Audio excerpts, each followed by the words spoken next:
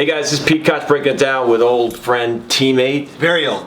Nick Lowery, Kansas City Chiefs Hall of Fame kicker, 18 seasons in the NFL, holder of many NFL kicking records, and Nick was not only one of my best friends during those years I played for the Chiefs, but all these years later we stay in touch. And when he's in town here, I get to hang out with him, and he's going to join us today. Thanks for being here, Nick. Good to be here. I gotta say, seriously, in the NFL, locker room discussions can sometimes be Shakespearean. Most of the time, they're not. And when Pete Koch came to the Chiefs, we had a real conversation. I thought to myself, oh my God, am I going to be able to have like a real conversation in the NFL? So it's pretty cool because there are not a lot of Pete Koches in the NFL. Well, that's nice, Nick. I appreciate that. I'll tell you what, so here's my quick story though, just to piggyback on that. I was cut in training camp, my second season in the NFL, by the Cincinnati Bengals, and that's their loss. But stupid, stressful time, very stressful time. So I was claimed as a free agent by the Kansas City Chiefs, and just that fast, I was on a plane, arriving in Kansas City. They put me at a hotel room. They tell me, you've got a week to show us what you can do here. There was no guarantee on my contract, that's for sure. And 7 o'clock in the morning, roll into the practice facility, and I actually knew one person, and that was Lloyd Burris, the safety. Yeah. Maryland. Yeah, he and I were teammates at Maryland. Great player. But he was 3 years older than me, so I didn't know him very well. But I said hi to Lloyd, didn't know a soul, and he was the first person that came up and said, hey, I just want to welcome you here, and that was Nick Lowery, so I appreciate that. But hey. I think you were wearing glasses too. So here's a guy, he's built like Godzilla, but he's got his glasses on, so he's got a sort of studious look to him too, which was an interesting thing. Well, that turned out to be some of the best 4 seasons I played in Kansas City, and some of the best 4 years of my life there. Great memories there. Anyway, so Nick Lowery, these years later, I think folks ought to know what you've been up to. I'm really proud of the things that you've done. In fact, going back to your playing days, you began and had a passion and interest for helping others. And tell us about how that started and where you've taken that part of your life. Well, I just think the more we grow and the older we get, the more we notice unique things in our lives. I mean, growing up next door to a Supreme Court Justice, Byron Whizzer White, who led the NFL in rushing for 2 different teams, happened to be a United States Supreme Court Justice and very good friends with Bobby and John F. Kennedy, and actually had a conversation in the front yard the second day that we moved in next to each other on Hampshire Road in McLean, Virginia, in Langley Forest. There was Bobby Kennedy with bright red hair and his dog, and who promptly peed on our car, by the way.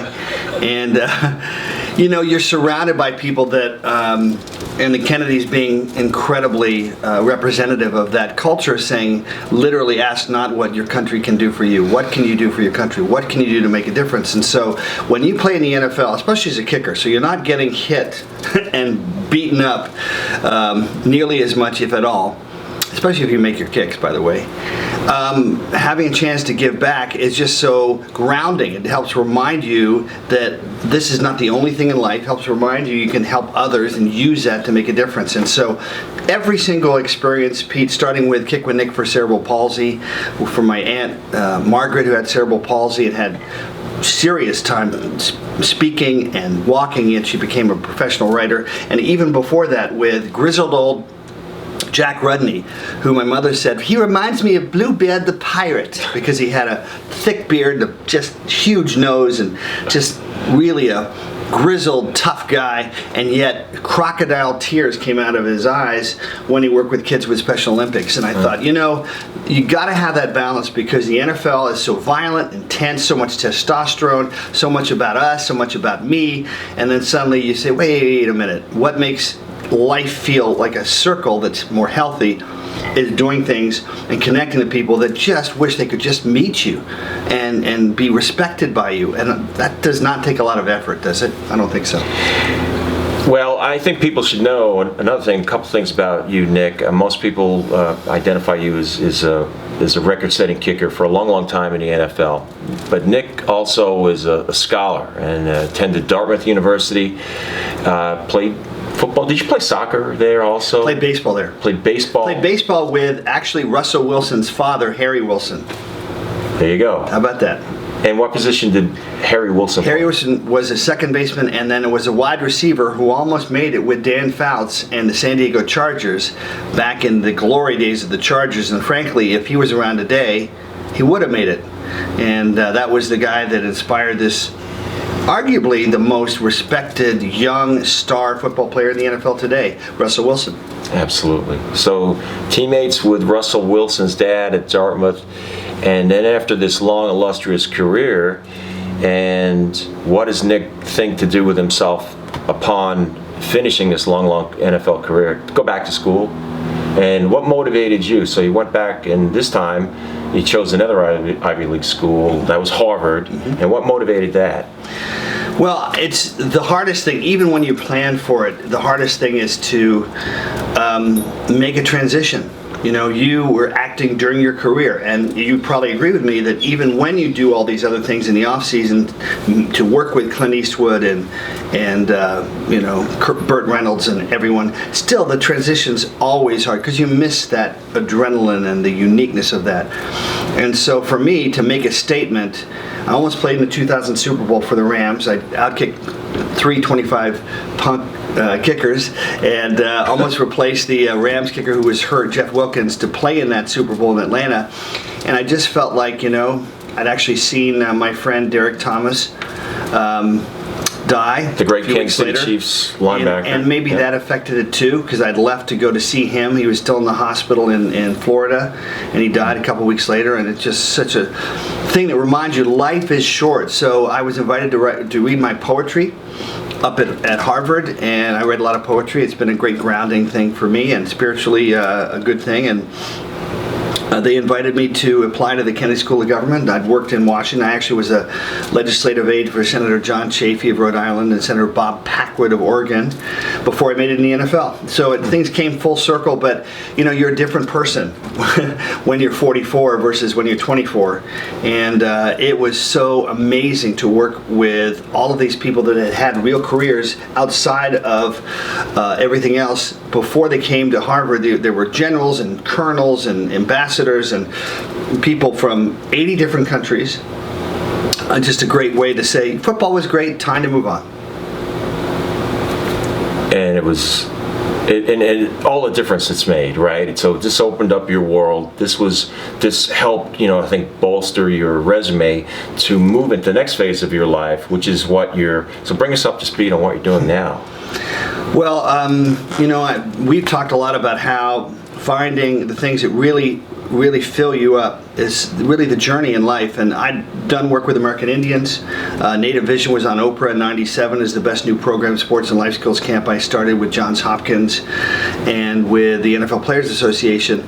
So I studied that at Harvard, and I continued to do that. And those leadership principles we studied with Professor Ron Heifetz at Harvard were all about how we transcend values and conflicts in strategies and how we come together as a group. And you know, as a kicker, you're an individual.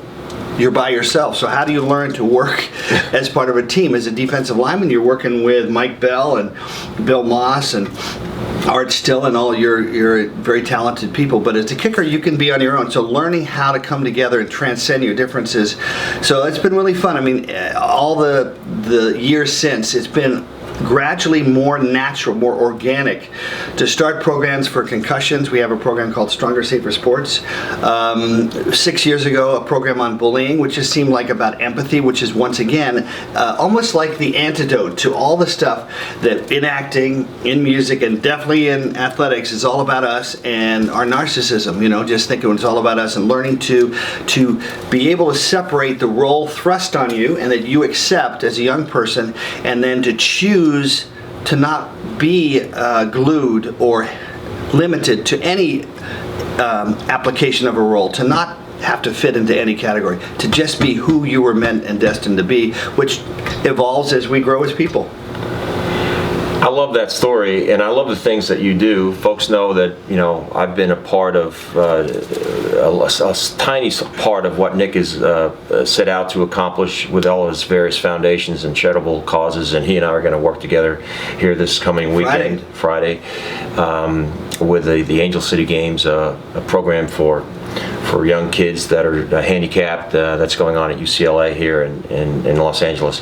However, I would be remiss to go through an interview with Nick Lowery and not ask to share, in your opinion, for these young athletes. Increasingly, people are concerned about their children, their boys, being involved in contact football, right? Because of risk of concussion and other injuries.